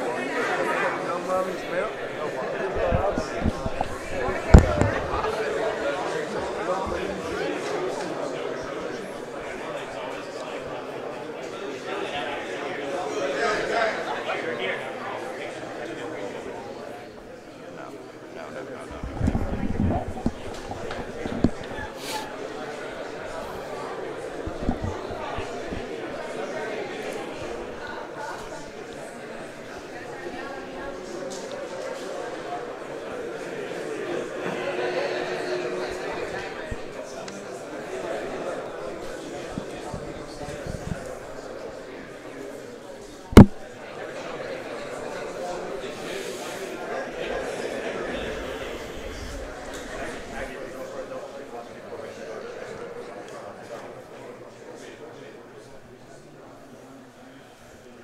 just waiting for that production.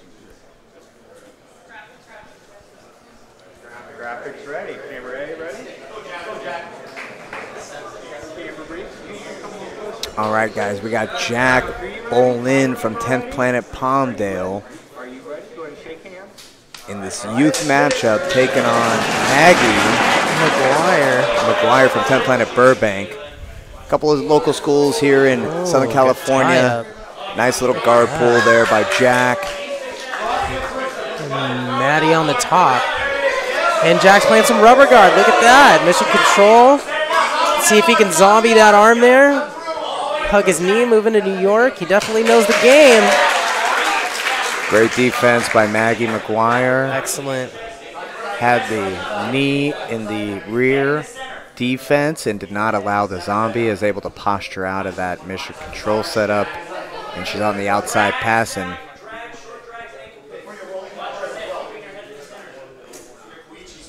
What a treat for us to see some high-level grappling from such young competitors.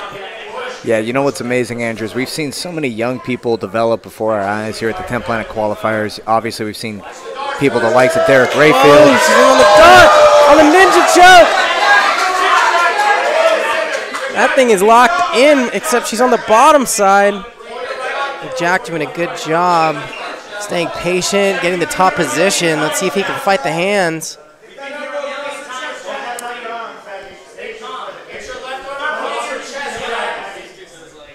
Maggie McGuire going full send with that ninja choke. She wants that thing, man. Jack with the peek out, ends up on top, able to start peeling the elbows a little bit.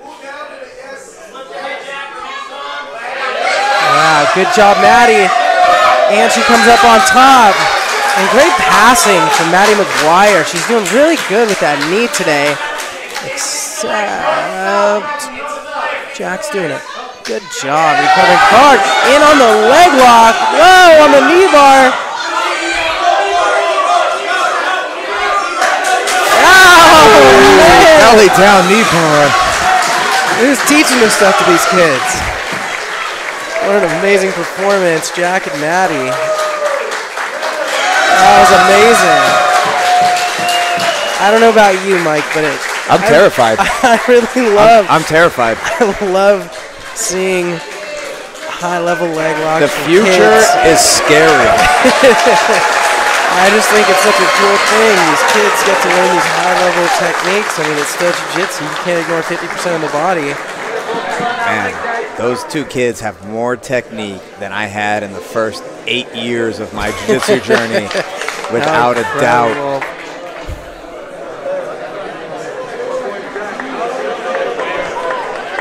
Impressive showing by the youth, the next generation. Congratulations to the kids. That was a real treat for us. What a bright future, not only grappling has, but 10th Planet Jiu-Jitsu, man. It's so exciting to see. I love that. You know, I have my own kids program, and I aim to get them on this level. I'm a big proponent of teaching these flintlocks, these high-level techniques to young people, because they're going to be old enough to use them in tournaments, and, you know, we've seen it change so much over the years. So I think it's just a matter of time.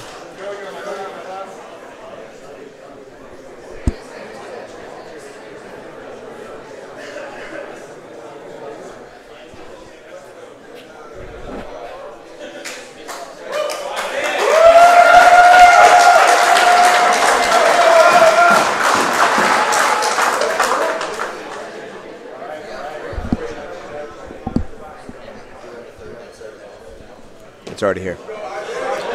All right, guys. It's come down to this, Andrew Murillo. We've got Isaac Cordova from 10th Planet Fullerton taking on Joe Kai, representing 10th Planet Austin in the finals. And I think, you know, a lot of people, if you really got a chance to look at this bracket ahead of time, a lot of people could have predicted this.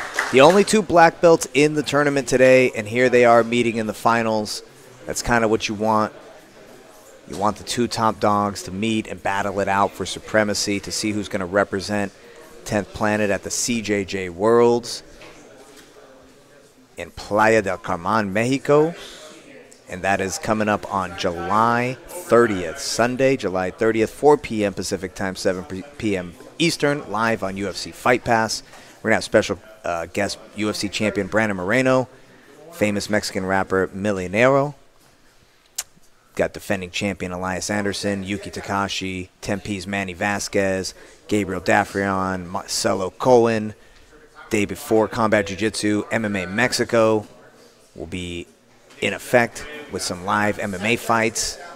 10P representative Abu making his MMA debut. And the last Combat Jiu-Jitsu Worlds event in March has been the most watched show in UFC Fight Pass in the U.S. this year.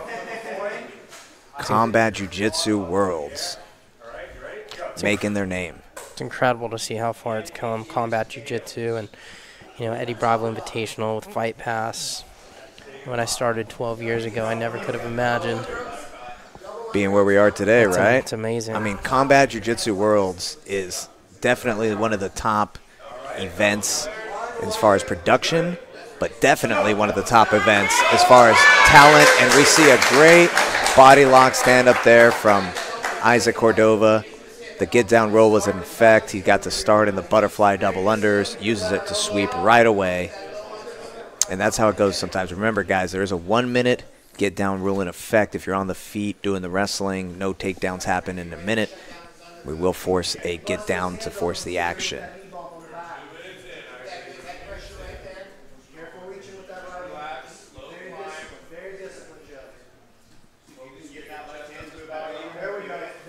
And we're going to see a little body lock here from Isaac Cordova. Ends up having to ditch it to maintain his balance, but he's looking for his Kimura trap. And I feel like Joe Kai is digging his right arm under the leg of Isaac Cordova to kind of stop the pass. Looking to potentially move deep half if he can turn his hips over, really swim that underhook under this leg of Isaac. Isaac doing a really good job of keeping his knee glued to Joe's hip here. Yeah, he's got a good bite, kind of like reverse lockdown essentially on that leg. But what Isaac does really well is he uses that into a crucifix position with the far side Kimura. So if he can dig out that far side Kimura. Joe here in the deep half position. A lot can happen. He can use it to sweep. He can use it to get back in on the leg. We'll see what he does with it. Doing a good job keeping his elbow high, and he just gets his guard back. Excellent recovery from Joe.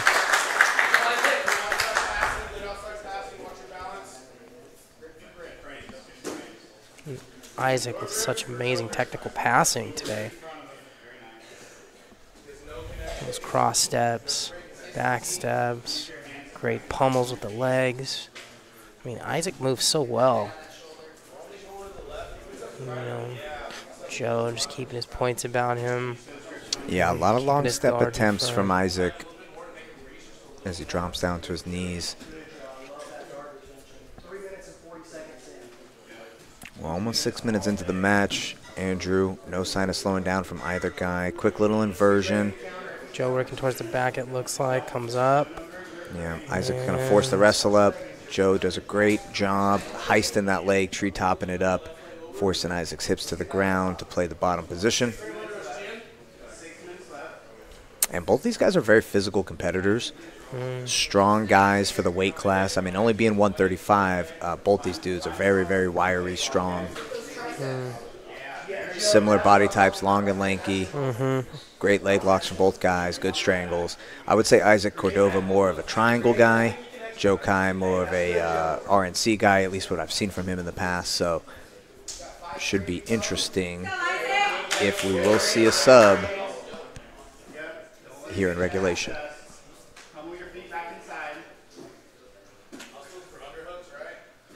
And again, could conditioning be a factor, Andrew? Because, you know, Joe had a little bit of a longer match going through the bracket, right? I mean, Joe had to take on Johnny, which went the distance. And then he went and got ahead at Chris Crawford about 8 minutes into a 10-minute match with him. Isaac, on the other hand, getting relatively 2 faster submissions. I mean, he got a sub in the first round super quick, and then eventually also finished Nick Chef in the semifinals. So Isaac, the fresher of the two, will that have some sort of effect if we go into overtime? You know, Mike, I think it always has an effect. You know, the least amount of mat time possible in the tournament is definitely to your advantage. So we'll see if Isaac gets to use that advantage to get the W today. And Isaac on the pass. Now with that knee putting pressure on Joe's hip there, steps over. Oh, Kimura grip set up here from north-south. And we saw Isaac Cordova finish a Kimura in the semifinals against Nick Saul, also from 10 Planet Decatur. So could be something to watch out for. Isaac's got those variations of strangles, arm attacks, and leg attacks. We've seen him do kind of all of it. And I definitely feel like the conditioning is an issue here because Joe does not look quite as sharp as Isaac locks up a Dars triangle almost, and it looks like he's finished it. Yes, indeed, he does. Isaac Cordova, your 10th Planet 135 qualifier champion, and he's headed to Combat Jiu-Jitsu Worlds July 30th in Mexico, Playa del Carmen, on UFC Fight Pass. Incredible.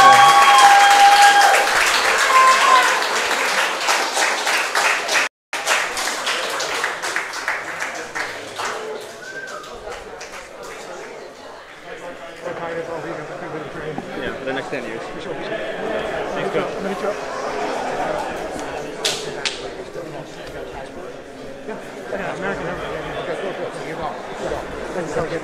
With the back. I appreciate it. Hurry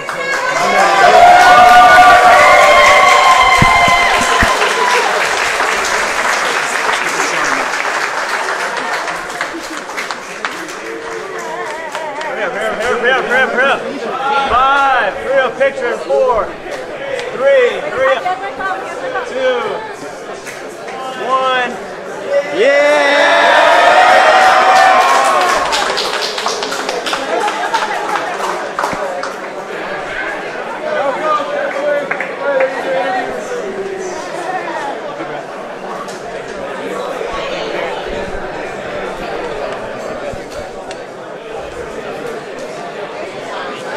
Out the way so we can keep going. Thank you.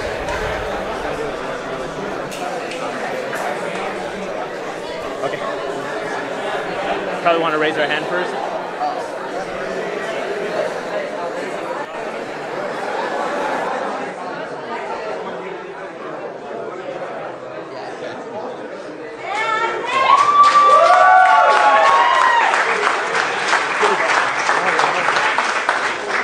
My dog. Yeah. Cordova, baby. Joe Kai. Hey, good work. I'm proud of you. Good work. Thank you, Coach. You look better than ever, bro. Thank you. You hit another level, man. Thank you. You're like the super pro, super fresh, high another black belt. It's time now. Now it's time. It's time to take it to the next. All the way. Hell yeah. I'm proud of you. You want to talk?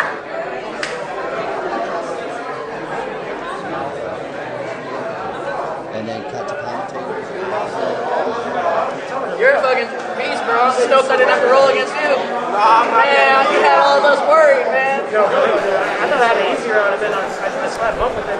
It was an eye contact, too. All right, guys, we're joined here live with Isaac Cordova, the 10th Planet Qualifier 135-pound champion.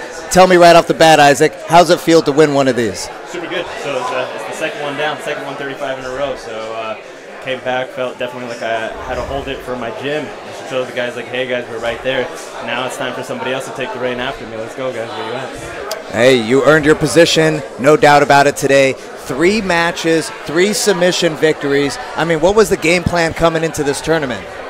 It's just simplicity, man. Just simplicity. Don't get taken down. Keep everything tight. Find my way on top. Find my way to the RNC. If anything shows itself while I'm squeezing on the way to the RNC, then take it. Awesome, awesome. And so now you're going to move on to the CJJ Combat Jiu-Jitsu Worlds, July 30th in Playa del Carmen, Mexico, live on UFC Fight Pass. I mean, what does this mean to you? It's a chance at redemption, getting back in the 135 tournament. Are you looking to take out the favorites? Who do you want in that tournament, Isaac? It's like the exact same here. So it's like these are my peer groups out there. So we already know who's in it. We know Red's in it. We know Manny Vazquez is in it. Gabriel Daffron and Elias is in it. Same thing here with Chris, with Joe Kai. It's like my peer group. So it's just fun to compete against the guys and just really have a good time. It's like Jiu-Jitsu doesn't pay enough to have the payout be the outcome, so it's just enjoying it every day. That's a really good perspective to have, and you're not wrong about that. Although Combat Jiu-Jitsu Worlds. Definitely one of the better paying tournaments out there. We got to give respect where it's due. 100%. So what do you want to say to the people out there? Is anybody you'd like to thank? Who's helped you along this camp? Your coaches? Any sponsors you want to shout out? Yeah, much love to 10 Planet Fullerton, Andy Ballmore. Mike John is always in my corner. We go back and forth repping at these things. And everybody is just too much to mention. Y'all know who you are. I appreciate you guys. Yeah, really awesome display of performance. I mean, I got to be honest, at these 10 Planet Qualifiers, it seems like it's really Orange County and Las Vegas who have won an overwhelming majority of them. Yep. I mean, I know we sound a little biased here, but if you just look at the stats, I mean, Derek Rayfield's like a 3-time winner. You've won twice yourself. Michael John's probably been in 4 finals. It's pretty obvious on display. So what's next from you after this? Like, besides the CJJ tournament, what else are you looking to do? Are there any big tournaments on your mind? What's next for Isaac Cordova? Schedule for the rest of the year is ADCC Tijuana next weekend, then Combat Jiu-Jitsu July 30th, then maybe one more open or not, and then ADCC trials in October, November. So. Tremendous. That's a full schedule. Well, Isaac, we want to say congratulations once again. Amazing performance. Very impressive. 3 submissions, really 3 victories you, for him. Very, very impressive performance. I'm Mike Wilson from 10 Planet Whittier, joined here today. I'm Andrew Murillo from 10 Planet Jiu-Jitsu in Murrieta, California. We wanted to say thank you guys for joining us and tuning in. Be sure to watch Combat Jiu-Jitsu Worlds July 30th, live on UFC Fight Pass. Check out the winner here, Isaac Cordova. He's going to be live in the tournament. Thank you guys for tuning in. Have a great day. Thanks for joining. 10 Planet Fullerton, come trade. Let's go. Congratulations, brother. Awesome man, you did really good. Extremely impressive. Great passing, great transitions. Pretty good.